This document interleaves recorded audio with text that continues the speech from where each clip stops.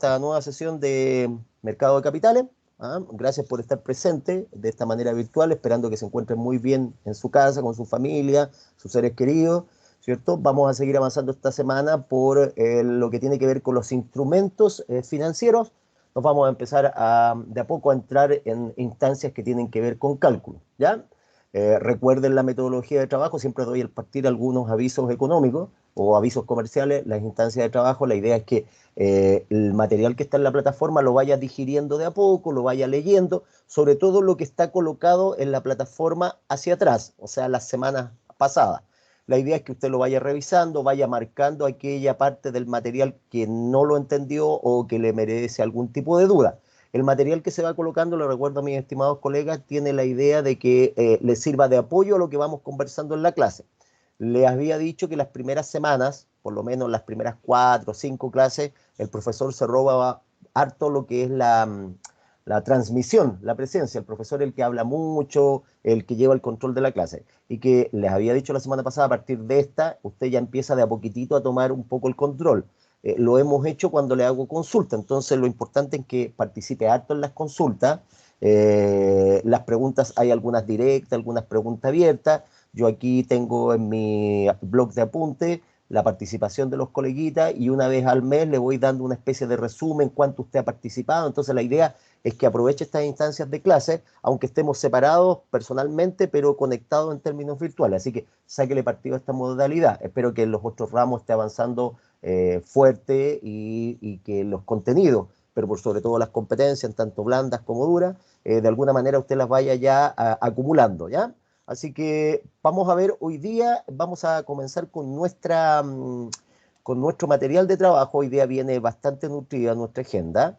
En la plataforma voy a partir primero viendo el tema que tenemos en la plataforma, que es lo clave, para que nos vayamos más o menos ambientando a lo que tendríamos que estar revisando, ¿ya? Entonces me voy a ir al tema de la plataforma en este instante. Vamos con Mercado de Capitales y aquí lo tengo y ahora voy a compartir con ustedes mi pantalla para que usted lo pueda ver. Ya. Primero, acuérdese que la idea es que periódicamente el colega, la colega vaya revisando el sílabus o planificación, ¿ya? Que está también colocado en la plataforma. Si bien el sílabus y la planificación o planificación es para que se guíe el profe, también sirve una instancia para que el estudiante de alguna manera sepa en esta carta de navegación más o menos por dónde vamos. El sílabus está hecho clase a clase, entonces de repente hay contenido que se logran pasar un poco más o que se tienen que pasar más lento porque eventualmente implican más trabajo y otros contenidos que eventualmente se pueden pasar más rápido. Ya, teóricamente en nuestra clase quinta, que es la del 20 de abril, deberíamos estar trabajando y empezamos ya a partir de esta semana a ver los intermediarios que hay en los mercados de capitales para entrar firmemente a lo que son los instrumentos en los mercados de capitales, ¿ya? Entonces, aquí en esta parte uno ya conoce algunas cosas, ha leído algo, por lo tanto tiene más o menos una idea de lo que estamos trabajando, ¿ya? Entonces, la idea de este sílabus tampoco es que se convierta en una especie de tabla de la ley. O sea, hoy día es solamente ver lo que está acá. Esto es tener más o menos una carta de navegación, así que estén constantemente viendo el sílabus para que sepas dónde vamos. Y lo que necesito también es que constantemente estén mirando lo que es la plataforma y estén revisando lo que estamos viendo en nuestro Moodle. ¿Ya? Todo esto ya lo tienen semanas anteriores, entonces todo este material, sobre todo el material de lectura, le pegan una miradita. Hay un PPT que lo partimos la semana pasada, que se llama Panorámica General del Mercado de Capitales, y que son varias slides o láminas. ¿Ya? Nosotros vimos algunas, ahí tiene un curso prácticamente de un 60% de todo lo que vamos a ver en el semestre. Por lo tanto, este le va sirviendo para ir repasando la materia, para ir complementando con lo que el profesor va diciendo.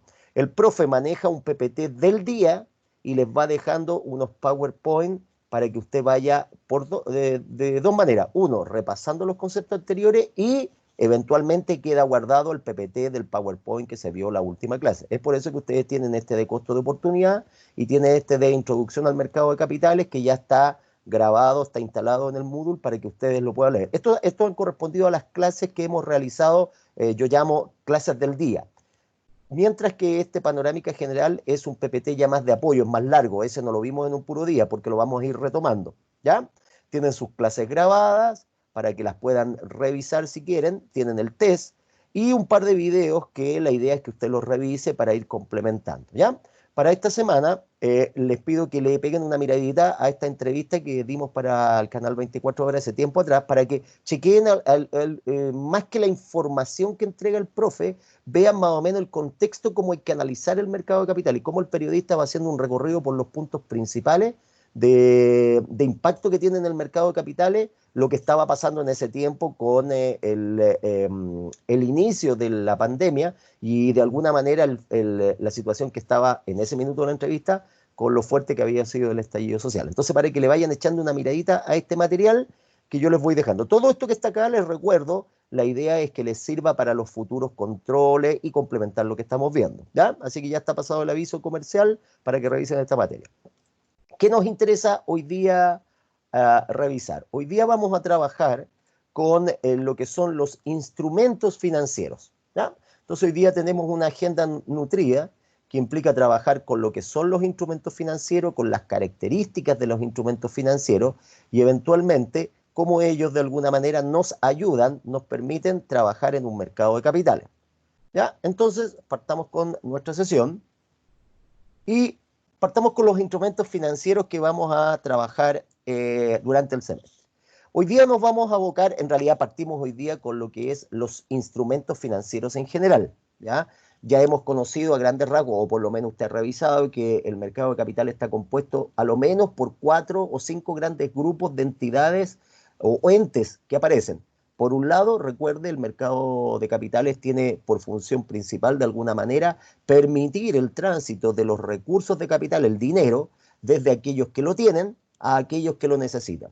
Los que no los necesitan, siempre vamos a pensar en que son los, comillas, empresarios, las empresas o las personas naturales. Nosotros nos vamos a abocar principalmente a las empresas u organizaciones que van a requerir, en este caso, recursos de capital, dinero, para desarrollar sus proyectos. Por eso que tienen o tuvieron un ramo relacionado con evaluación de proyectos y tienen o tuvieron o están desarrollando ahora un ramo relacionado con finanzas corporativas de largo plazo, o sea, inversiones de largo plazo. Entonces, como ya tenemos a alguien que necesita los recursos, alguien que los provee porque le sobra liquidez, por ejemplo, una administradora de fondos de pensión o una empresa que le ha ido muy bien en términos de venta, entonces esas organizaciones lo que van a hacer es colocar dinero en el mercado, entiéndase, van a invertir de alguna manera en instrumentos que les permitan obtener una rentabilidad. Van a haber los intermediarios que van a tener la tarea de ser broker, ¿cierto? O sea, a apoyar a que pase los recursos de capital, dinero, desde el que lo tiene hasta el que lo necesita, por ejemplo, un banco comercial, una corredora de la bolsa, por ejemplo, y arriba, a nivel supra, van a estar las organizaciones de carácter gubernamental y también extragubernamental, como las que vamos a ver ahora, que de alguna manera van a supervisar a partir de lo que dice la normativa, tanto nacional como internacional, que este traspaso de los fondos de un lugar, del que lo tiene hasta el que lo necesita, se hagan dentro del marco regulatorio nacional e internacional. Eso a grandes rasgos es cómo funciona un mercado de capitales. Nosotros de a poco nos estamos metiendo en la parte interna. Vimos también el concepto de costo de oportunidad, ¿cierto? Y de alguna manera también estuvimos viendo conceptos relacionados con el tema de cómo funciona internamente algunas de las organizaciones. Y la primera que saltó, por ejemplo, era el tema de los bancos. Hoy día nos vamos a meter un poquitito más en la parte ya más operativa y vamos a entrar con los instrumentos financieros, ¿ya? Uno de repente escucha bonos, acciones, pagarés reajustables del Banco Central, PRC, pagarés descontables del Banco Central si es que tuvo el ramo de economía y se acuerda, los PDC, también escucha un fondo mutuo, un depósito a plazo, escucha, por ejemplo, un montón de términos relacionados con dinero. ¿Ya? Y los que se nos quedan en la cabeza son, por ejemplo, los bonos y las acciones, pero hay un sinnúmero de instrumentos. Por lo tanto, hoy día nos vamos a abocar, estimados colegas, en lo que son los instrumentos financieros. Partamos entonces con, como siempre, como buenos futuros administradores de empresa, ingenieros, partiendo con los objetivos de la sesión. Si no tenemos claro hacia dónde vamos, podemos llegar a cualquier lado. Hoy día vamos a perseguir 6 objetivos. El último, el sexto, nos va a quedar la cuña, el inicio, para que en la clase de mañana nos dediquemos solamente a los números. Hoy día igual vamos a ver números y fórmulas, pero mañana vamos a dedicarnos con Excel, así que mañana dejan operativo su Excel para poder desarrollar el cálculo del valor actual de un bono corporativo, la rentabilidad esperada de un bono corporativo y la estimación, comilla, de la rentabilidad que podría dar un bono corporativo o un bono de empresa a partir del uso de un modelo estadístico como es el modelo de regresión lineal. Junto con lo que vamos a hacer mañana, que tenemos la retroalimentación del control anterior y la aplicación del control siguiente, y damos el puntapié inicial al primer caso de análisis que usted tiene que realizar. Hoy día, ¿qué es lo que vamos a analizar, estimados colegas? Vamos a analizar las características de los instrumentos financieros, vamos a conocer el concepto y los tipos de riesgos financieros, vamos a conocer la labor muy importante de las agencias calificadoras de riesgo, Moody's, Standard & Poor's, una de las Fitch, tres de las más grandes agencias internacionales que califican los riesgos de las empresas, de los países, de los instrumentos. Vamos a conocer el plato principal, las características de los bonos corporativos, vamos a aplicar el modelo para el cálculo del precio de colocación y, como les decía, vamos a dejar el inicio de un caso de estudio relacionado con la emisión, venta y adquisición de bonos corporativos. Como les decía, esta semana empiezan a aparecer en su Moodle algunas cápsulas que yo llamo cápsulas académicas, que son pequeños videos de no más allá de 5 minutos como máximo, donde el profe desarrolla un ejercicio en pizarra. Hasta este minuto lo hemos hecho en Excel en vivo e indirecto. Les voy a dejar entonces a partir de esta semana ya algunas cápsulas con algunos cálculos que de repente es poco, digamos, dinámico hacerlo conversando o el profe dando la exposición por pantalla, ¿ya? Vamos entonces con la definición. ¿Qué es un instrumento financiero? Como siempre, hasta cansarlo, la idea del PPT en pantalla no es que el profe lo lea, sino que de alguna manera sirva de guía o de base para que el estudiante tenga un punto de referencia de lo que estamos viendo, ¿ya? Entonces, recuerden la mente en 3 partes. Una lee, una parte de la mente está leyendo, la parte visual, otra está escuchando al profesor y una tercera está analizando. Ideal que la cuarta parte de su cerebro estuviera de alguna manera, aparte de analizando y escuchando, pensando y proyectando cómo esto podría ser a futuro, ¿ah? O sea, la idea es que diga, ¿qué es lo que viene a decir ahora el profe? Y además, lo maravilloso sería, ya la quinta parte fundamental de cómo trabaja su cerebro, es que usted empiece a ligar, a linkear o a enlazar cosas. Que usted haga este raciocinio. Por esto funciona así. Por esto funciona acá. Si logra todo eso, 5 o 6 cosas al unísono, ¡puf!, está al otro lado. O sea, ya está pensando como un profesional. Partamos entonces con lo que es un instrumento financiero. Lo que tienen en pantalla es una definición sacada de libros, ¿ya? Les recuerdo que el libro principal que estamos estudiando nosotros acá, el texto principal que estamos trabajando, es el texto de Lawrence Gitman, que es el libro, llamémoslo así, base que tienen las finanzas. Lawrence Gitman es el libro principal, y Lawrence Gitman es un texto que teóricamente usted a lo mejor ya lo empezó a usar en Finanzas 1, ¿ya? Se ocupa mucho en Finanzas 2 también y en Mercado de Capitales. Esta definición está sacada del Lawrence Gitman, Administración Financiera, y dice que, en general, un instrumento financiero, en mi mente tengo la idea de un papel, o por lo menos debería tener la idea de un documento, por ejemplo, un bono. A lo mejor todavía no conozco lo que es un bono, pero una acción, por lo menos lo he escuchado alguna vez en mi vida. En estricto rigor, para efectos de materia, vamos a hablar que siempre un instrumento financiero, y me quedo con el segundo párrafo de lo que aparece aquí en esta lámina, corresponde a un documento que es expedido, que es emitido, entregado, en representación de un crédito aceptado, por ejemplo, por un banco a favor de un cliente. Quizás esa es la definición más clara que uno tiene de instrumento financiero. Entonces, cuando, por ejemplo, yo, por ejemplo, emito un documento y el banco lo acepta como respaldo por el préstamo que me va a dar, por ejemplo, estoy materializando un instrumento financiero. Quizá lo más cercano a instrumento financiero que usted pudo haber tenido en sus manos, si es que no ha comprado acciones y si es que no ha sido inversionista, o a lo mejor algún familiar de ustedes tiene empresa o está metido en el mundo de las finanzas más duras, pero lo más cercano a instrumentos financieros que usted a lo mejor pudo haber tenido en sus manos es el pagaré que firmó es el pagaré que firmó si es que pidió un préstamo bancario, por ejemplo, un préstamo para estudiar, o si sus padres o usted ha firmado un crédito, un préstamo hipotecario, un crédito hipotecario para comprar un bien raíz.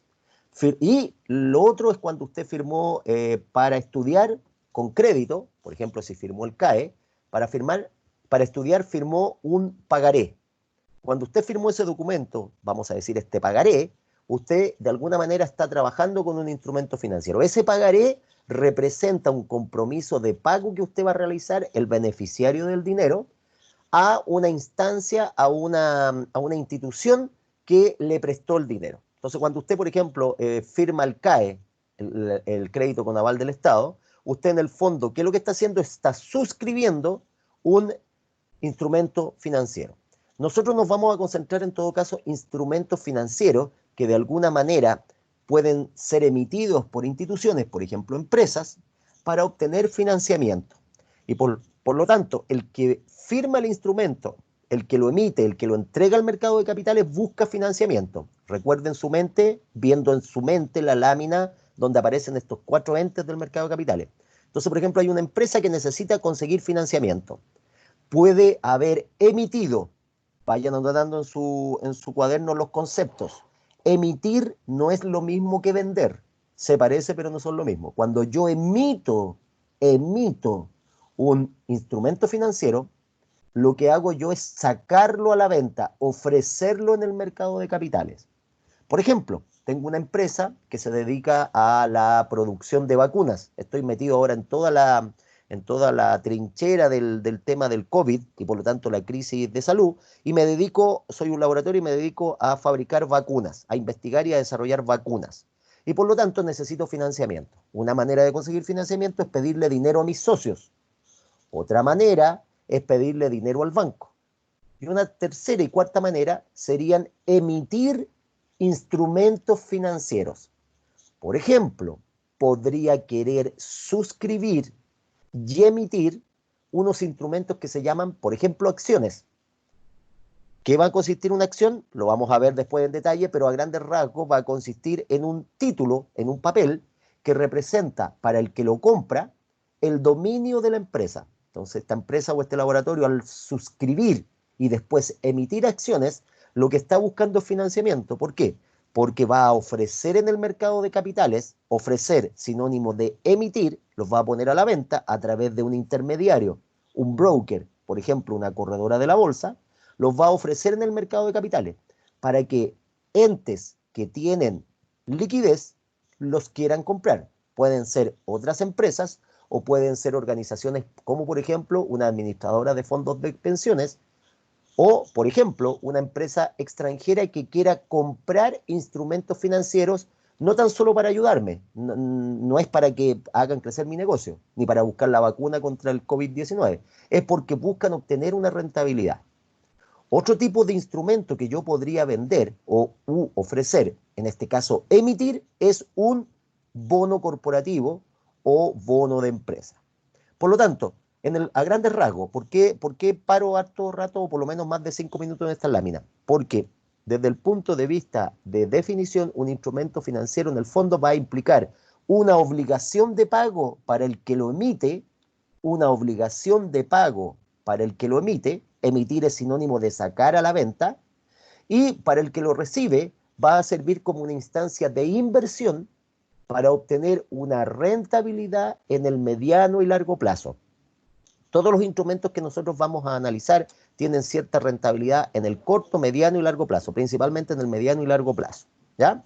Este tema es particularmente sensible porque, por ejemplo, si ustedes están trabajando con un contrato y cotizan en una administradora de fondos de pensiones o sus mismos padres, el dinero que todos los meses ustedes aportan a la AFP, en realidad lo guardan en la AFP para su futura jubilación, o sea, para sus ahorros, para cuando jubilen, ese dinero está siendo invertido en el mercado de capitales por las AFP. Usted cuando está en una AFP firmó un contrato que le otorga la administración en representación suya de los fondos que usted tiene guardados. Y ahora ustedes saben que hay una tremenda discusión respecto a si podemos o no podemos sacar, o si debemos o no debemos sacar parte de los ahorros. En este minuto todos sus ahorros de AFP, si es que tienen un contrato, o por lo menos están cotizando obligatoriamente con las boletas de honorario, están siendo administrados por la AFP y ellos están invirtiendo en el mercado de capital, ¿ya?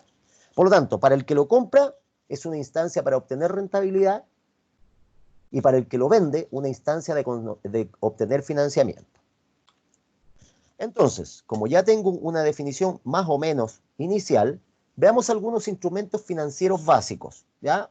Hay algunos que en realidad uno decía, va, yo no sabía que esto era un instrumento financiero, pero ahora como me queda la idea de que en el fondo un instrumento financiero siempre hay un tema de un contrato, alguien tiene, alguien le falta, alguien presta, alguien lo recibe, alguien está intermediando, haciendo de broker y alguien está supervisando, entonces los que vamos a ver en pantalla son como más o menos lógicos. Hay algunos que son más conocidos que otros.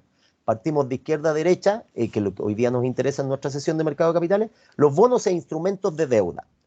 De deuda, noten la palabra, recuerden balance y estado de resultado. Todos los activos que yo tengo, todos los activos corrientes de corto plazo, de largo plazo, no corrientes o fijos, y los de muy largo plazo, los que se denominan otros activos, por ejemplo, la marca comercial, el royalty, la franquicia, todo eso son financiados al lado derecho del balance por lo que se llaman los pasivos. Y los pasivos se clasifican en dos tipos. En su mente visualice, por favor, un balance. Al lado derecho del balance están lo que se llaman los pasivos. Y los pasivos están compuestos por pasivos de corto y largo plazo. Los de corto plazo son, por ejemplo, los proveedores. Cuando el proveedor te da la posibilidad de que tú pagues a 30, 60, 90 días lo que compraste, hay un financiamiento de corto plazo. Después tengo el financiamiento de largo plazo, o pasivo no corriente, o pasivo a largo plazo, que son, por ejemplo, los préstamos hipotecarios, los créditos de consumo, etcétera.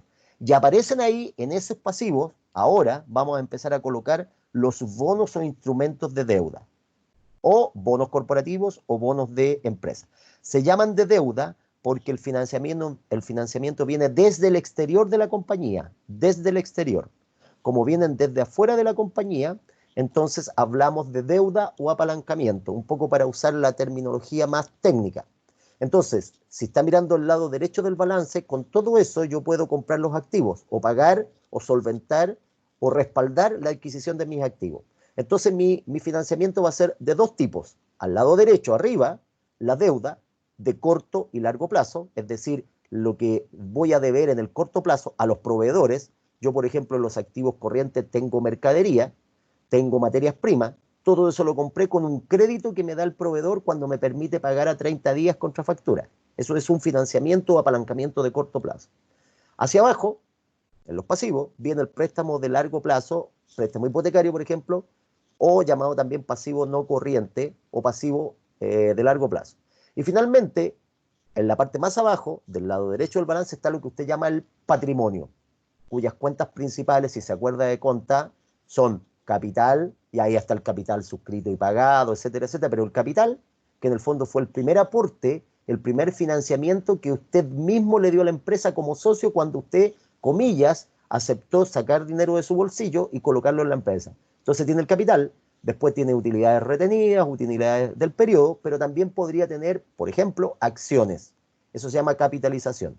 Entonces, tiene un financiamiento de largo plazo, como podrían ser los préstamos, y en los préstamos además podría tener el leasing o la emisión de deuda, por ejemplo los bonos. Y tiene una fuente de financiamiento interno. La deuda es una fuente de financiamiento externo.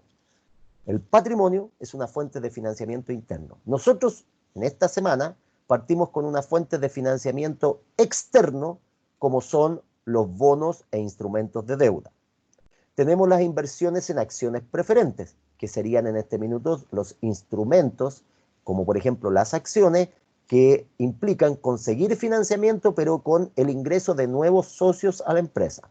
Y los de acá, son más o menos lógicos. El efectivo, yo puedo conseguir financiamiento si consigo dinero en efectivo. Los depósitos a la vista, o los depósitos a plazo fijo, ¿ya? Que los vamos a analizar. Las obligaciones negociables, facturas comerciales, puede ser, por ejemplo, el leasing, puede ser el factoring, una manera de conseguir financiamiento. Esto ya es más de corto plazo. Y finalmente ya tengo la suscripción de los pagarés y eventualmente la posibilidad de conseguir financiamiento a través de una cuenta por cobrar, una factura por cobrar, alguien que me debe dinero y yo podría factorizar, hacer un factoring por esas facturas o documentos. Entonces, esta es como una gama en general de instrumentos financieros básicos. La gracia que tienen las finanzas, coleguitas, es que permiten un sinnúmero de creación de instrumentos financieros y eso tiene cosas buenas y cosas malas en el mercado de capitales. Lo bueno, te da la posibilidad de que de mejor manera los que necesitan financiamiento, necesitan recursos de capital, les llegue. Pero también tiene sus cosas quizás no tan, no quiero usar la palabra buena, pero no tan transparente, que se convierte al final en una especie de ingeniería financiera al mercado de capital. Entonces prácticamente hay que ser un ingeniero de la NASA, o sea, un astronauta, una persona con una preparación prácticamente con un PhD, un doctorado, para poder entender lo que está pasando en el mercado de capitales. Entonces, de repente se generan un sinnúmero de instrumentos. Nosotros vamos a ver más adelante lo que se llaman los instrumentos derivados, los swaps, los futuros, las opciones, que son instrumentos que en el fondo, al final, se llaman derivados porque la rentabilidad se deriva o proviene de situaciones que ocurran en el mercado. Entonces, además, se generan una combinación de instrumentos y se empiezan a crear instrumentos específicos para la situación. Y una de las cosas problemáticas que tienen los mercados de capitales es que de repente existe un tal gran número de instrumentos financieros que al final el dinero se pierde, se diluye y se convierte en una especie de nebulosa que no se sabe para dónde va el dinero. Por lo tanto, nosotros vamos a estudiar en estas clases los instrumentos como más entendibles que usted algún día va a encontrar en el mercado de capitales. En general, todos mis estudiantes que han terminado haciendo la práctica o trabajando en el área financiera, la gran mayoría trabaja o por lo menos orienta su labor diaria en el banco por este grupo de instrumentos que están acá. Hay algunos que siguen trabajando en finanzas internacionales y ya pueden ver un swap, pueden ver, por ejemplo, un mercado a futuro o las opciones de compra y de venta, pero eso ya es un mercado más desarrollado y, por ejemplo, las opciones en Chile no son muy transables. En general, ¿qué características va a tener un instrumento financiero? ¿Ya? Me voy a quedar con la frase de aquí abajo, más que la frase con estos 3 puntos de aquí abajo, y esos son claves para un instrumento financiero. En general, un instrumento financiero está definido o presenta como características principales 3. Cada una de estas se puede abrir en más características, obviamente. Les recuerdo para que usted vaya leyendo todos estos detalles. Todo esto me sirve para los verdaderos y falsos y para que usted vaya complementando la parte teórica. 3 son las características principales y concentre su mente en un tipo de instrumento financiero. Por ejemplo, las acciones, el fondo mutuo, un depósito a plazo. Recuerde, instrumento financiero permite obtener financiamiento a alguien que no lo tiene a partir de alguien que le sobra el dinero. Primera característica, tiene un rendimiento o rentabilidad. Rendimiento o rentabilidad. Eso implica que el que va a vender el instrumento lo hace porque quiere conseguir financiamiento. Y el que compre el instrumento financiero lo va a comprar no porque me quiere ayudar a la empresa, por ejemplo. Recuerden el ejemplo de la empresa que fabrica vacunas. Lo va a hacer porque quiere obtener una rentabilidad. Y aquí nos aparece en concepto para que lo anote usted en su libro, tasa interna de retorno, TIR, tasa interna de retorno. Las vamos a calcular después. Esto es lo que siempre digo yo, el backstage de la asignatura, lo que está detrás, en el patio de atrás de la asignatura y que uno no pesca mucho y se queda más con los números. El rendimiento o rentabilidad o tasa interna de retorno. En el fondo va a corresponder a la ganancia. Nótese el juego de palabras. Rendimiento, rentabilidad se mide en porcentajes. Ganancia se mide en unidades monetarias, dólares, pesos, euros. Por lo tanto, cuando hablamos de rendimiento es la rentabilidad. Cuando hablamos de la ganancia es lo que gané. La diferencia o el spread, recuerden el spread, la diferencia entre lo que invertí y lo que al final obtuve o, en términos prácticos, el monto final que me generó la operación. La diferencia se llama spread. Un par de cosas para recordar algo del colegio, que probablemente se les olvidó, a pesar que ustedes son súper jóvenes. No es lo mismo resta que diferencia. No es lo mismo resta que diferencia. Si se acuerdan, ustedes son todos jovencitos, pero si se acuerdan, cuando eran niños en el colegio, en los primeros años de colegio, a ustedes les enseñaron a restar. Cuando estaban en básica, si se acuerdan, decían, vamos a hacer una resta. Nunca cuando fueron chicos, pregúntele si tiene algún hermano o si tienen hijos, ustedes son jóvenes, pero si tienen un hermano chico, pregúntele si en el colegio, en tercero básico, cuarto básico, le enseñan a restar o a sacar diferencias. Sería muy raro que un niño de cuarto básico le dijera, me enseñaron a hacer cálculos de diferencia en el colegio, papá, o tío, o hermano. Les enseñan a restar. Cuando usted pasó a segundo, tercero medio, empezó a escuchar hablar del concepto de diferencia. Y cuando estuve en la universidad con los primeros ramos de cálculo, de álgebra, siempre se habló de diferencia. Es muy raro que le dijeran vamos a hacer una resta. Si lo decían, era al voleo, pero hacen diferencia.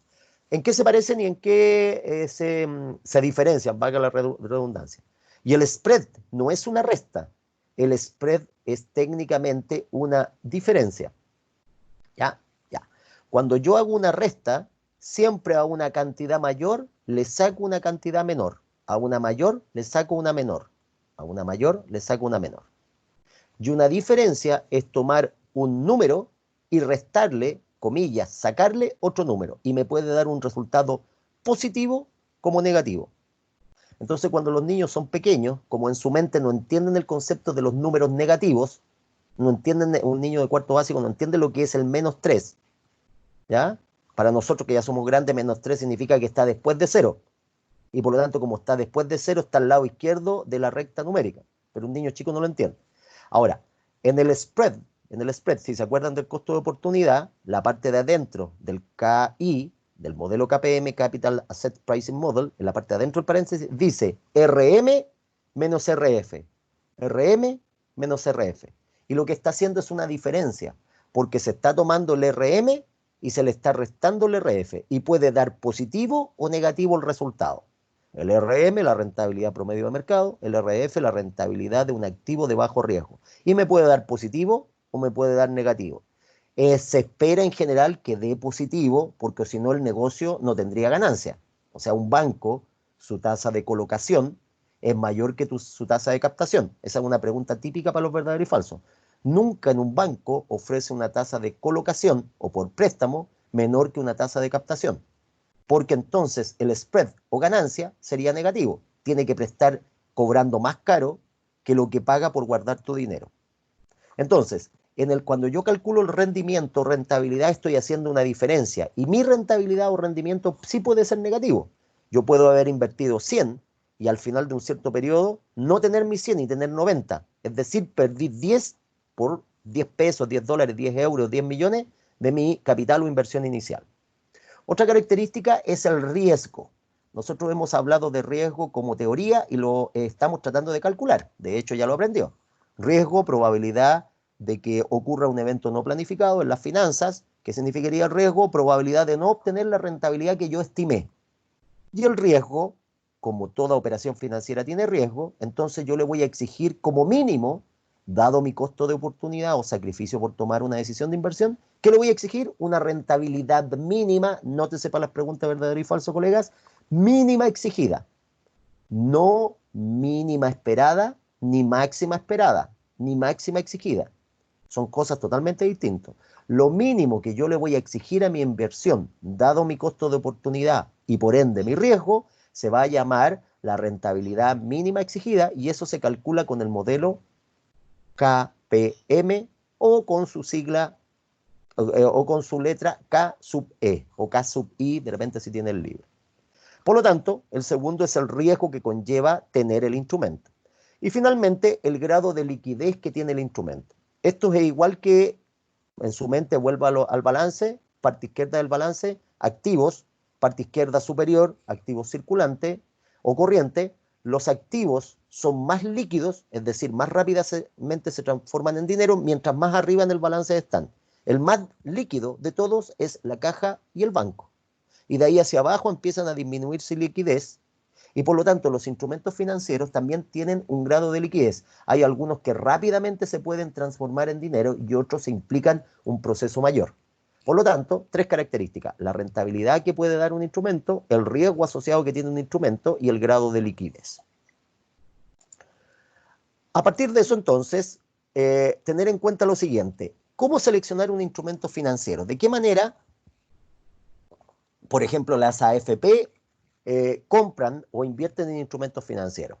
Recuerde que nosotros estamos enfocados esto a empresas. Es muy raro que una persona natural, Luis González, Osvaldo Segovia, Carlos Pérez, es muy raro que personas naturales eh, inviertan a título de persona natural en instrumentos financieros. En general, si lo hacen es porque son personas que en el fondo tienen un estatus de ser personas de gran poder económico y por lo tanto van a invertir en instrumentos financieros, pero en realidad no invierten a título personal. Tienen algún tipo de empresa que respalda la inversión también para aprovechar algunos beneficios tributarios. Entonces, todo nuestro enfoque de inversión va a ser desde el punto de vista de las empresas. 5 elementos hay que tomar en cuenta.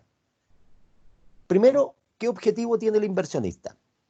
Aquí hay que tener claro que hay varios objetivos para los inversionistas. Una AFP, una administradora de fondos de pensiones, que invierte en instrumentos financieros, o sea, tiene liquidez y compra instrumentos financieros, compra bonos, compra acciones, lo hace con el objetivo de maximizar su riqueza, como todos los inversionistas.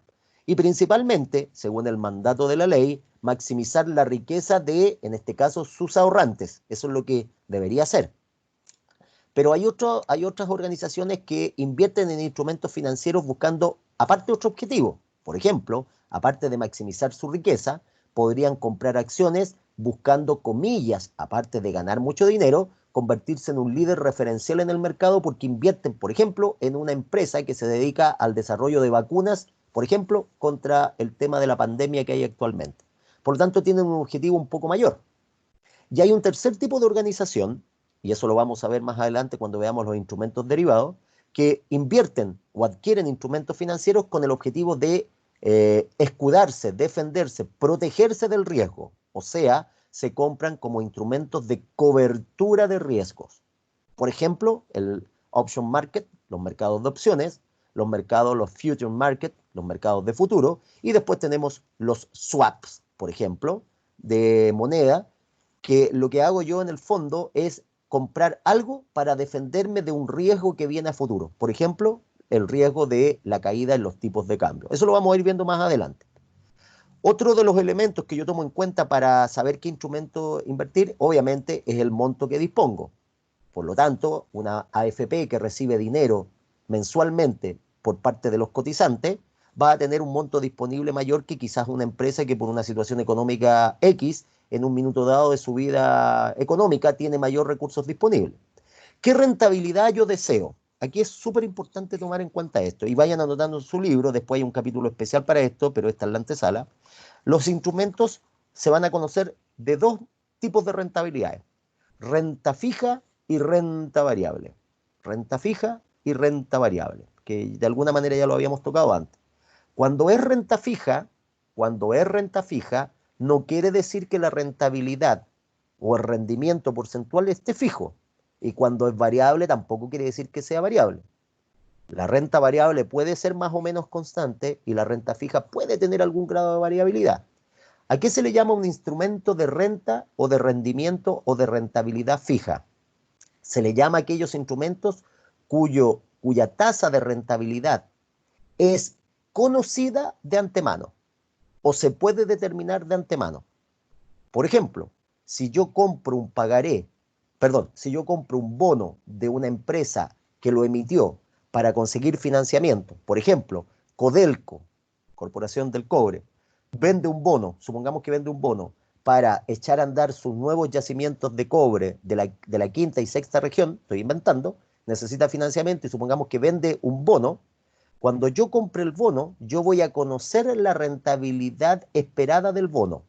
Yo la voy a conocer, voy a saber cuánto es lo que el bono me va a dar. Obviamente, si hay un problema en el mercado, un shock muy fuerte como lo que está ocurriendo con los mercados mundiales puede afectarme, pero en general yo la conozco de antemano. Así como hay rentabilidad fija, que es conocida de antemano, hay renta que es variable. ¿Qué significa variable? Significa que no es conocida de antemano. Variable, puedo ganar mucho, puedo perder mucho. Por ejemplo, las acciones. Lo que pasó con la compañía, lo conversamos en la clase pasada, todas las compañías del rubro relacionado con el transporte aéreo o aviación. Todas las compañías que cotizan en las bolsas internacionales, sus acciones se desvalorizaron tremendamente porque ahora la gran mayoría, yo diría el 90% de toda la flota aérea tienen todos sus aviones en tierra, o sea, están perdiendo plata pero a montones. Y lo único que puede hacer una compañía aérea es volar. Los aviones vuelan, no pueden hacer ninguna otra cosa. Distinto de una empresa que se está ahora reconvirtiendo, haciendo reingeniería. Rentabilidad fija, conocida de antemano. Ejemplo, los depósitos a plazo, los fondos mutuos, las libretas de ahorro, los bonos de empresa. Se conoce de antemano, la vamos a ver nosotros. Renta variable, desconocida de antemano. Puedo ganar o perder.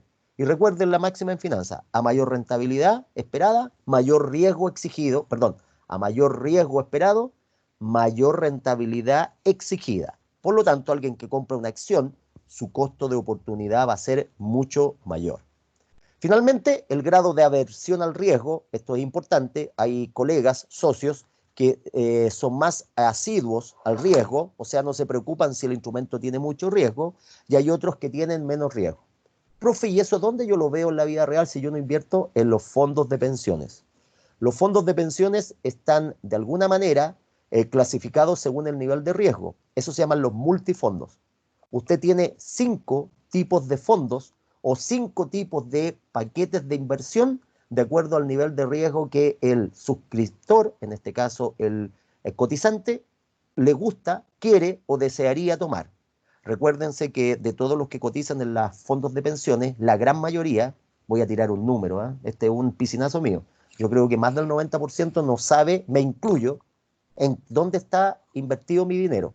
Cuando yo digo me incluyo, yo soy del área de la finanza, yo trato de investigar, pero igual hay una parte como no turbia, pero que yo no puedo entender dónde fue a parar mi dinero. O sea, yo hago la trazabilidad, yo por ejemplo sé en mis fondos de pensiones, en los multifondos, dónde está más o menos, pero igual hay cosas que yo, y se supone que soy el experto, lo desconozco. Entonces, imagínense para la gente que no estudia nada de las finanzas.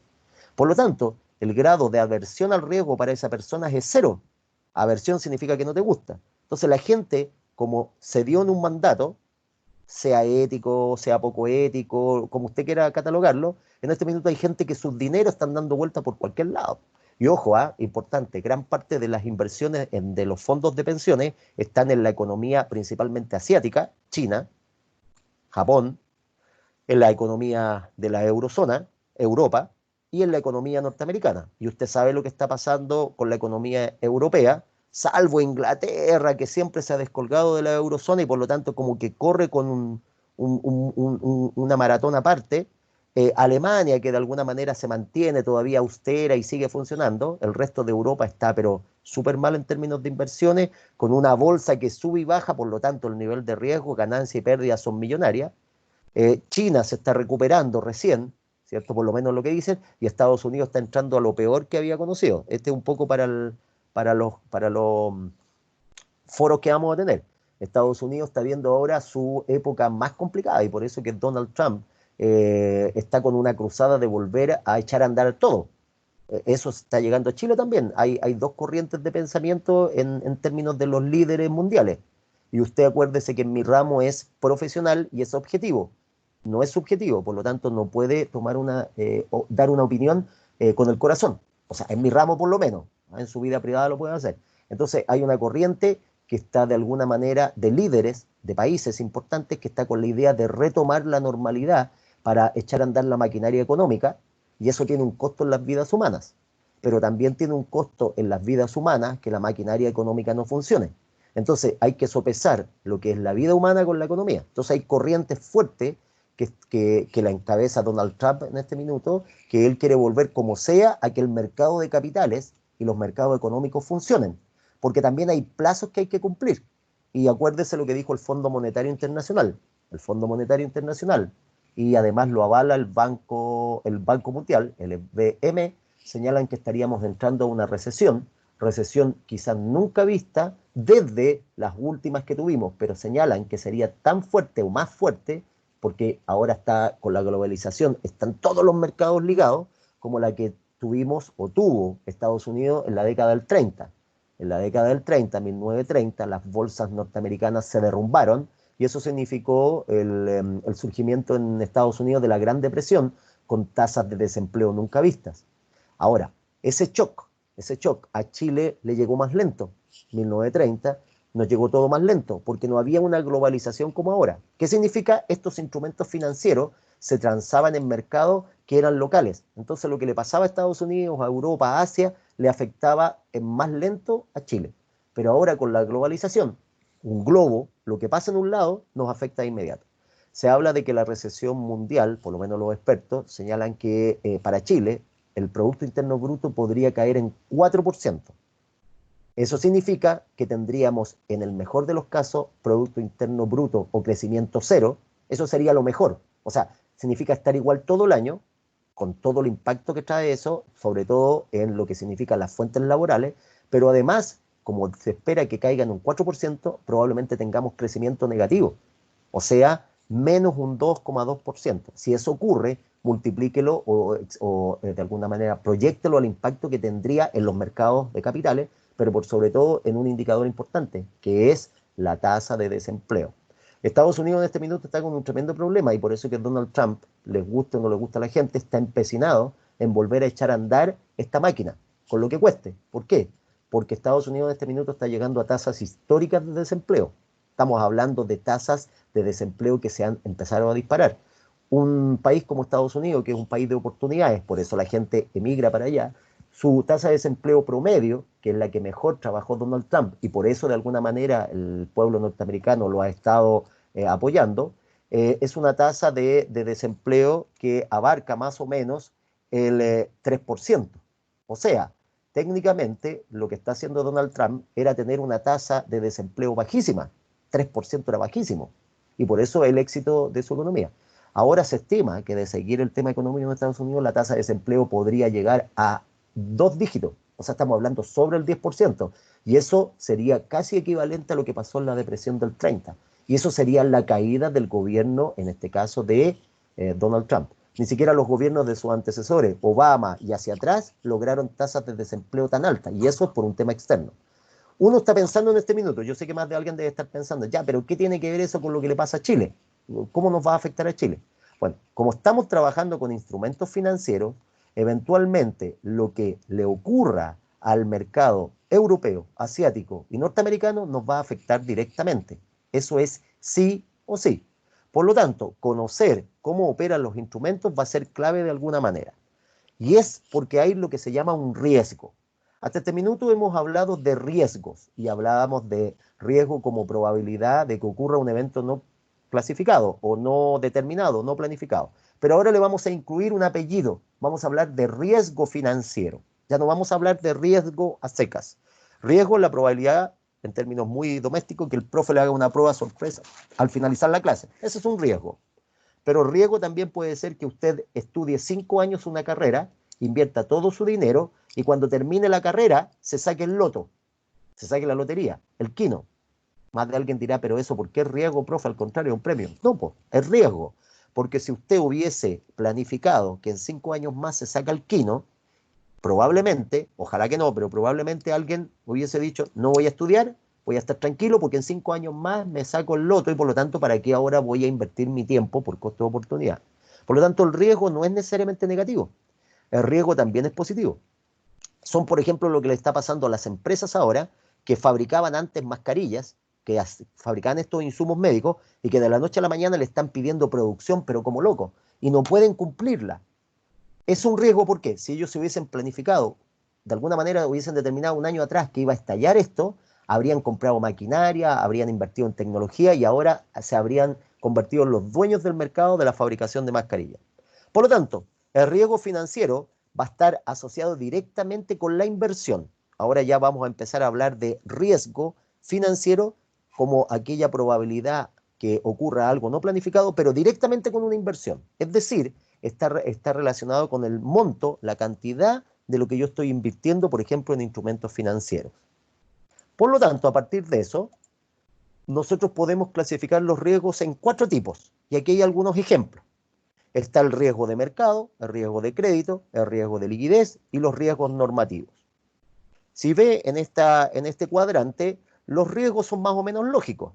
Los riesgos de mercado, y aquí viene toda la materia de mercado de capitales, y aquí hay mucho que calcular. Este que coloqué aquí con un color más rojo, rojizo, es donde está el fuerte del ramo que vemos nosotros. Aquí hay mucha estadística, mucho análisis econométrico que lo vamos a realizar, harta regresión lineal con Excel, y implica los riesgos de tipo de interés, es decir, que las tasas se nos disparen. Lo conversamos el otro día, lo tienen en la plataforma.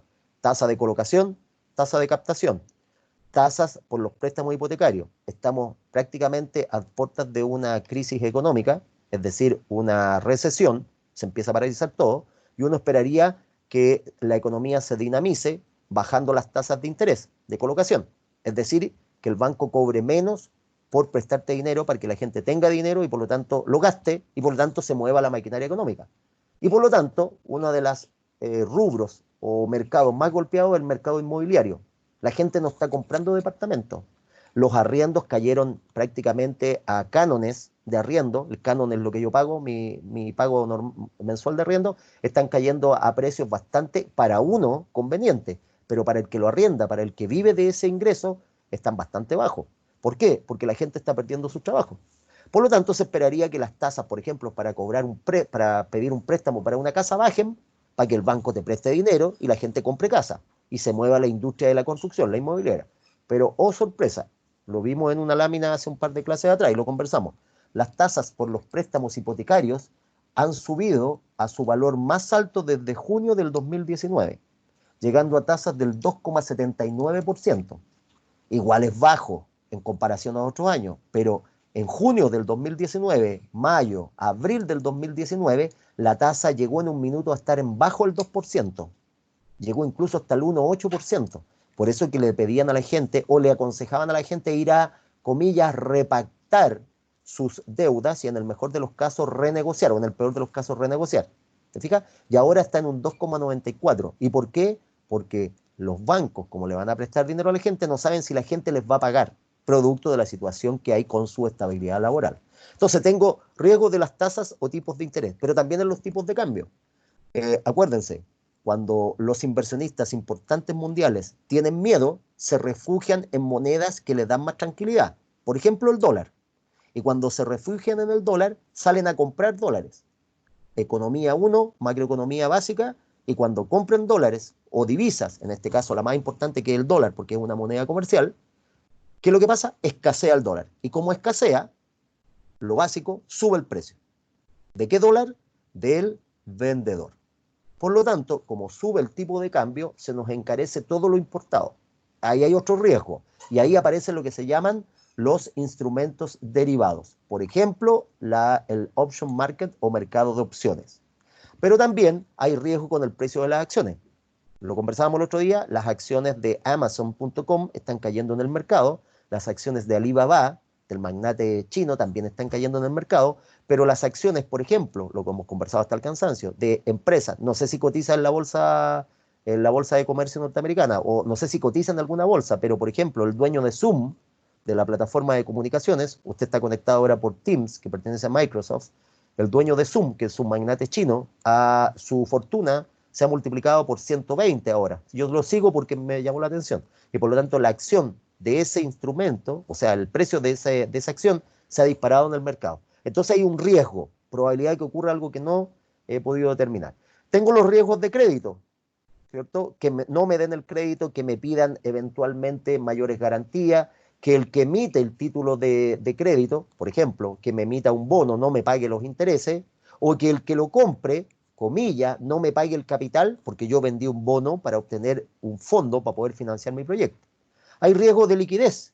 Por ejemplo, que cuando yo quiera cambiar el instrumento en el mercado, venderlo, tengo un auto, yo lo quiero vender, nadie me lo quiera comprar porque el auto ya está muy pasado de moda. Riesgo de liquidez. Lo mismo, compré un instrumento y yo me quiero deshacer de él, tenga riesgo de liquidez. Compré acciones de la empresa Alibaba, de la empresa Amazon.com y ahora quiero venderlas porque estoy perdiendo plata. Ayer valían 10, hoy día valen 9, las quiero vender ahora antes que sigan cayendo. Nadie me las quiere comprar. Ahí hay un riesgo de liquidez.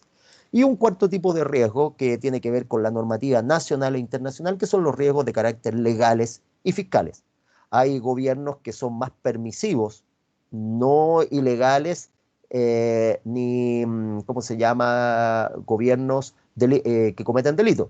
Pero hay economías o gobiernos que tienen normativas fiscales que son más relajadas y que permiten de alguna manera llegar con recursos que a veces son de dudosa procedencia y obtener una rentabilidad. Estamos hablando de los que se denominan paraísos fiscales, las Islas Vírgenes y todas esas islas medias raras donde el dinero llega, no saben de dónde llegó y ahí se guarda y se gana mucho dinero. Ahí hay riesgos también, ¿ya? En lo último que vamos a ir viendo nos vamos entonces ahora los riesgos acá, pero en detalle. Ahí aparece para que usted los revise. Está el riesgo de mercado, riesgo de crédito, de liquidez operacional, legal y de transacción. Eso son teorías para que usted las revise. Pasemos a algo que sea un poco más llamativo. Como tenemos estos riesgos, entonces alguien tiene que poner el nivel de riesgo. Por ejemplo, el profesor, de alguna manera, el maestro, el profesor, el teacher, de alguna manera califica al estudiante, evalúa el rendimiento del estudiante. Y para eso, el profesor teóricamente tiene una batería de instrumentos, más la experiencia y el grado de expertise, para decir si el estudiante está bien, más o menos, está aventajado, está muy débil. Por lo tanto, uno como profesor tendrá la gran responsabilidad de decirle a un alumno, mire, estimado alumno, usted está bien preparado, tiene las competencias, como lo dije yo al principio, habilidades, para que pueda pasar al siguiente semestre y por lo tanto pueda cursar el ramo de Finanzas 2, por ejemplo. O decirle lamentablemente a un estudiante, mire colega, a usted le faltan ciertas competencias y por lo tanto es muy riesgoso que usted pase al próximo semestre. Eso que yo lo acabo de hacer dramatizado es lo que hacen organizaciones internacionales que se denominan calificadoras de riesgo, también llamadas clasificadoras de riesgo. Lo que hacen esas clasificadoras de riesgo, que son instituciones relacionadas con el mundo de la finanza, principalmente relacionadas con el mundo bancario, financiero, ¿cierto? Y ahí vamos a ver algunos nombres, es que colocan una calificación o clasificación, le ponen una nota. ¿A qué? A los países, a las economías, a los instrumentos financieros, a las empresas, para que el resto del mercado de capitales sepa si esa empresa, si ese instrumento, si ese país es o no, comilla, una organización, país o instrumento que tiene un alto, mediano o bajo nivel de riesgo. Recuerde, a mayor nivel de riesgo, mayor rentabilidad se le va a exigir. A menor nivel de riesgo, menor exigibilidad o rentabilidad mínima exigida. Dentro de entonces esos conceptos de calificadoras de riesgo, lo que hacen en el fondo es colocarle una nota. Por ejemplo, cuando el profesor dice aprobado el estudiante, el resto de los cursos, por ejemplo, Finanzas 2, si usted hizo Finanzas 1, saben que usted desde el punto de vista de riesgo es de bajo riesgo, es decir, que tiene baja probabilidad que le vaya mal en el ramo, dado que usted aprendió Finanzas 1. Estoy dramatizando la situación. Bueno, las calificadoras de riesgo de alguna manera lo que hacen es decirle al mercado de capitales, mire, este instrumento presenta un alto nivel de riesgo. Es decir, ¿qué significa? Que es un instrumento que lo está emitiendo una empresa, un país o una organización que puede que tenga algunos problemas económicos y puede que no pague los intereses. O es un instrumento como un pagaré del Banco Central o en el caso norteamericano de la Federal Reserve, de la Reserva Federal, que emite los que se llaman bonos del Tesoro. Entonces, ¿qué haría una agencia calificadora de riesgo? Diría, mire, ¿sabe qué? Este papel hoy día presenta un nivel de riesgo que yo lo voy a poner una nota. Así como yo le pongo un 7, un 5, un 4, ellos le ponen una calificación. Y esa calificación, de acuerdo a ella y dependiendo quiénes son las calificadoras de riesgo, implica algo en el mercado.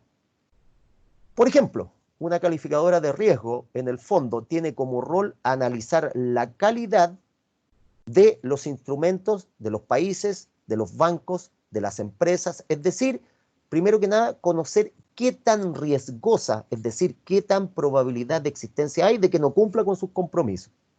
También analiza o revisa la calidad crediticia de los emisores y de las emisiones. Es decir, si yo emito un instrumento, yo lo vendo una acción, vendo un bono, ¿de qué manera ese instrumento o ese bono finalmente le paga al que lo compró lo que se comprometió a pagar?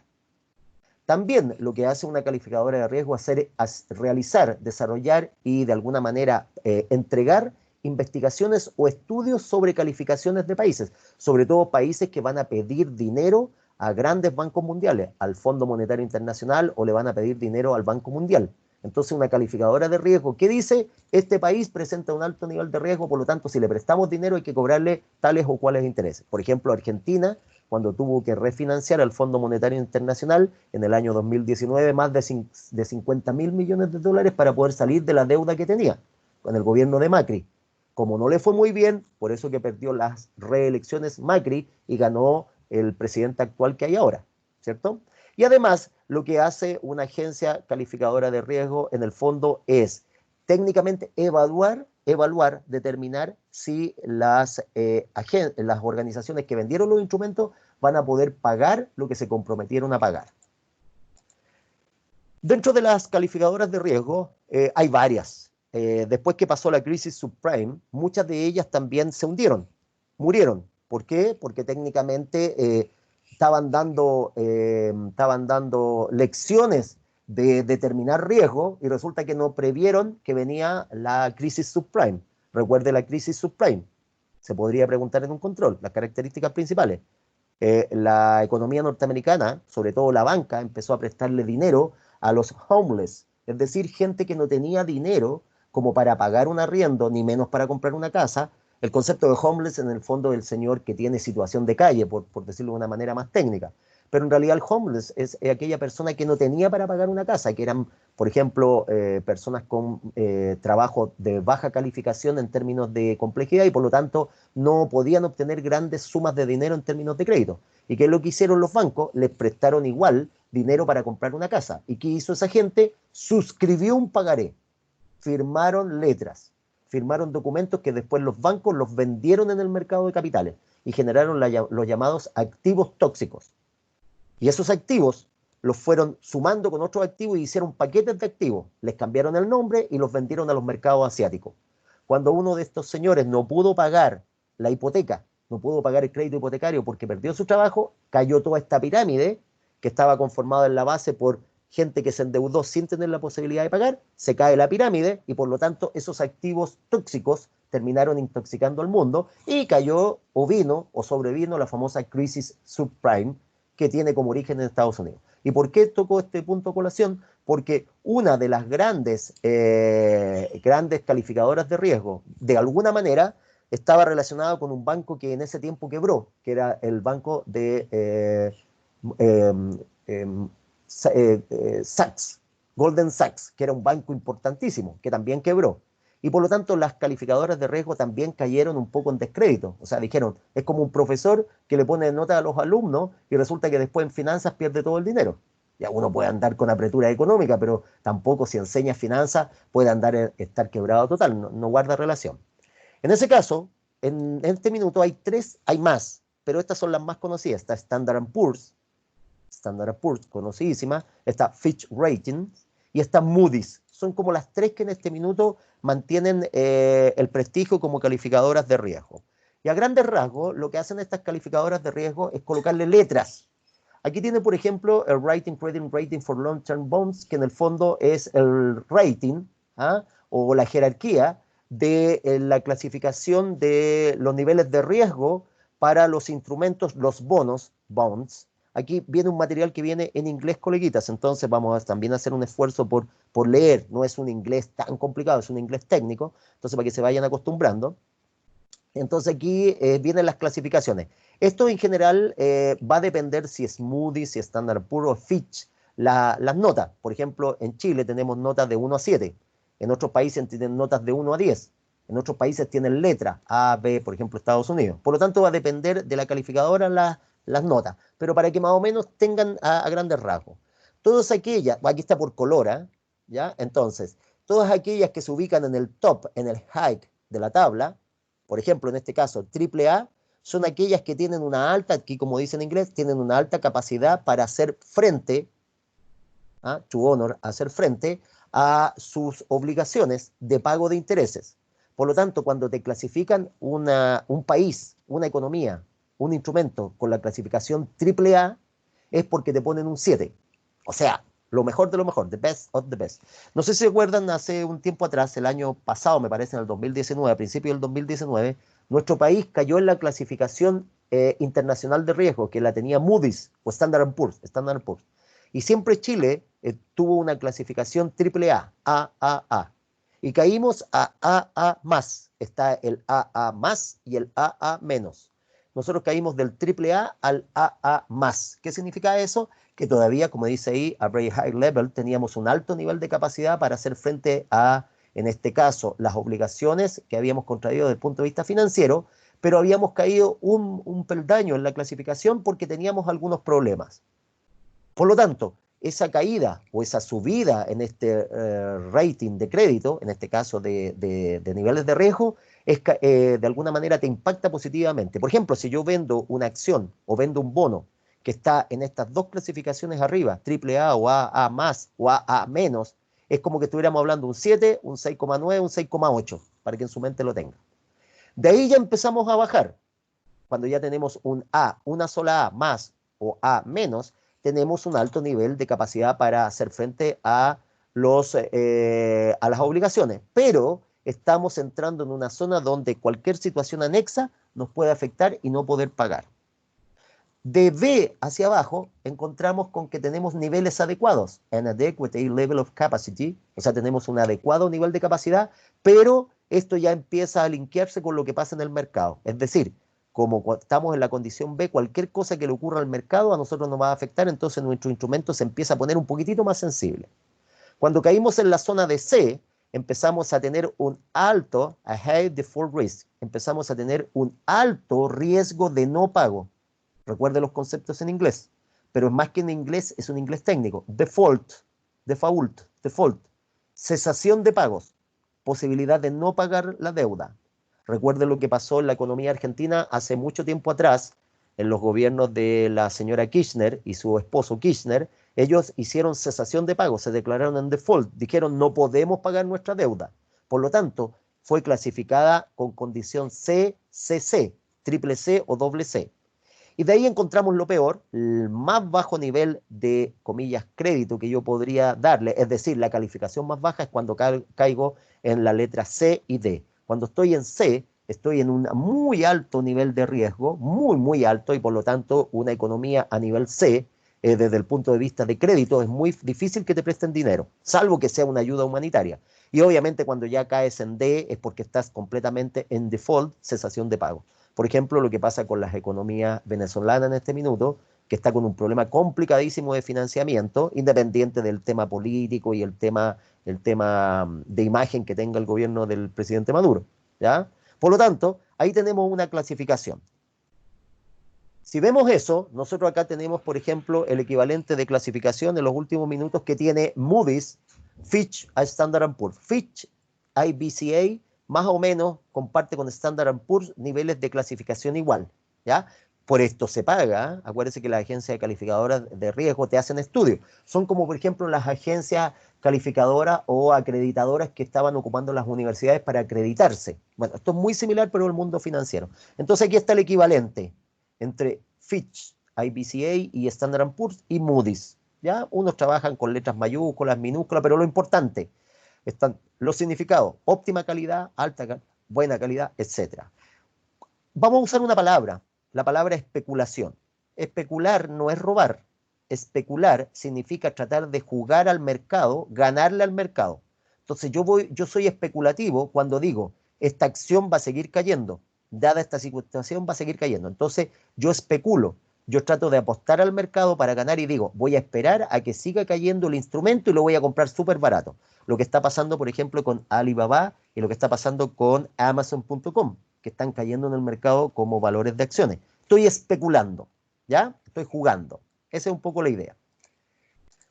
Finalmente, nos empezamos a meter, y con esto ya vamos cerrando un poco la sesión hoy día, dejar la introducción a lo que son los bonos corporativos. Ya tiene usted la idea de lo que es el mercado de los instrumentos financieros. Y en estos últimos minutos, entonces, dejar el hincapié para lo que son los bonos corporativos. Primero, señalar que son títulos de deuda. Y son corporativos porque es el nombre más técnico que tienen. Corresponden a bonos de empresa. El gobierno también vende bonos, recuerden, el gobierno chileno, el gobierno europeo, el gobierno norteamericano, en la Comunidad Económica Europea también se venden bonos. Eso se llaman bonos del gobierno. En Chile son los pagaré, los PDC, pagaré descontables del central, los PRBC, pagaré reajustables del Banco Central. Y el Banco Central es la entidad emisora de dinero en Chile, que vende estos bonos. Y aquí hay una empresa gigante que se financia, que es el Estado. Entonces, así como las empresas venden bonos para obtener financiamiento, el Estado, a través del Banco Central, vende bonos que no los compran empresas, obviamente los compran grandes corporaciones, otros países, otros bancos centrales, para obtener financiamiento para sus proyectos sociales. En Estados Unidos, el Banco Central es la Federal Reserve o Reserva Federal, y ellos venden así como nosotros vendemos los bonos, pagaré reajustable o descontable, ellos venden los bonos del gobierno, o en este caso, los instrumentos financieros que emiten, ¿ya? Específicamente, un bono vamos a encontrar de tres tipos: los bonos corporativos, los bonos subordinados y los bonos de arrendamiento financiero. Nuestra clase, este semestre, nos vamos a dedicar a conocer esto, los bonos corporativos. Usted teóricamente esto los vio en economía, cuando veía usted los bonos que vende, por ejemplo, el Banco Central. Y estos de acá son técnicamente muy similares a los de arriba, pero estos tienen que ver con el objetivo de conseguir un arrendamiento financiero, algo parecido al leasing que vamos a ver después, ¿ya? Cerramos un poco las características de un bono, el concepto del bono, el emisor, tiene un plazo, tiene un cupón, eso es la clase de mañana, y finalmente nos vamos a los números con que mañana nos vamos a meter todo el día. Estas son las fórmulas que vamos a ocupar para calcular el precio de un bono corporativo. La teoría empieza a dar paso ahora a la parte de cálculo y por lo tanto nos vamos a partir de mañana a meter en cálculos que tienen que ver con estadística, matemática, cálculo, valga la redundancia, y mucha contabilidad también, ¿ya? Eso es lo que tenemos para mañana en el trabajo, mis queridos colegas. En estos últimos minutos cedo la palabra si es que hay alguna consulta. Esto ahora lo subo inmediatamente a la plataforma para que usted lo empiece a revisar. Para mañana tenemos entonces todo lo que es cálculo con bonos. Vamos a ocupar Excel. Vamos a partir primero viendo el control, una retroalimentación del control. Vamos a ver la fórmula y vamos a aplicar nuestro primer caso ¿cómo se llama? De bonos. En el caso número 1, que ya les voy a dar plazo para la entrega, porque también empieza con calificación. Mañana también tenemos, recuerden, nuestro control. Todos los días martes tenemos un controlcito en los últimos 15 minutos, ¿ya? ¿Alguna duda de mis colegas que estén por aquí presentes? Harto concepto hoy día, así que si están cansados los entendería. Profe, yo tengo una duda, Dígame. solo que no lo quise interrumpir en su momento. No, dígame nomás, Pilar. Sí. Cuando hablamos del tema de, en un punto dijo, nunca el banco coloca mayor su tasa B, ahí no alcancé a notar cuál es la Perfecto. tasa. Perfecto. Recuerde, colega Pilar, y para el resto de los colegas, que los bancos ofrecen dos tipos de tasa en general. Una tasa por prestarte dinero y una tasa por guardar tu dinero. Cuando te Ya, prestan a ti por un préstamo bancario, un crédito consumo, esa tasa es una tasa de préstamo y se denomina tasa de colocación. El banco coloca dinero en el mercado. Y por lo tanto, lo que cobre el banco a la empresa o al cliente es un ingreso para el banco. Es una ganancia por el capital que te prestó, que tú le vas a devolver más los intereses. Pero el banco también te ofrece a ti, a las empresas, a las instituciones y a las personas, le ofrece una tasa por guardar el dinero, para que sea atractivo, para que tú le pases dinero al banco y lo guardes. No en una cuenta corriente, lo hemos dicho, la cuenta corriente es otra cosa. Entonces, por ejemplo, el banco te dice, mire, señor X, empresa X, usted tiene dinero, guárdela en mi banco, en un fondo mutuo, en un depósito a plazo, y yo le pago un interés. ¿Qué hace el banco con el dinero que tú guardas en el banco en un depósito a plazo? El banco se lo presta y por lo tanto toma tu dinero, capta dinero, captación, y se lo presta al resto de las personas. Entonces, el banco cuando te presta, te cobra una tasa que se llama tasa de colocación y cuando te guarda tu dinero, te paga una tasa que se llama tasa de captación. La diferencia entre la tasa que te cobra, colocación, menos la tasa que te paga, captación, se llama el spread bancario, o premio, o prima, o ganancia. Por lo tanto, siempre el banco va a cobrarte una tasa de colocación o por prestarte más alta que lo que te va a pagar por guardar tu dinero. Eso es lo que decía yo. Entonces, es muy raro, sería una cosa pero muy inconcebible que el banco te cobre menos por prestarte dinero y te pague más por guardar, porque ahí la ganancia sería negativo. En el peor de los casos son iguales. Y en ese caso, al cobrarte lo mismo que te paga por prestarte, tenemos un spread cero, ganancia cero. Podría ser cuando la economía se está derrumbando y el banco no alcanza a reaccionar, pero en ese caso ya no te presta para no perder dinero. Lo normal es que la tasa por los préstamos sea más alta que la tasa por los ahorros y por lo tanto el delta, el spread, es la ganancia del banco. Eso es, colega Pilar. Muchas gracias, profe. ¿De qué, pues, Pilar? ¿Alguna otra consulta de algún coleguita? ¿No? Bien, coleguita, 9:37. Muchas gracias por haber participado en la clase de hoy día. Mañana acuérdense todo lo que tenemos que hacer. Cuídense mucho. Nos vemos en la sesión de mañana. Un cordial saludo al profe Segovia. ¿Ah? Nos vemos, chiquillos. Que estén muy bien. Chao. Chao, profe, que esté bien. Chao, Chao, profe. profe. Chao, que tengan bonitos días.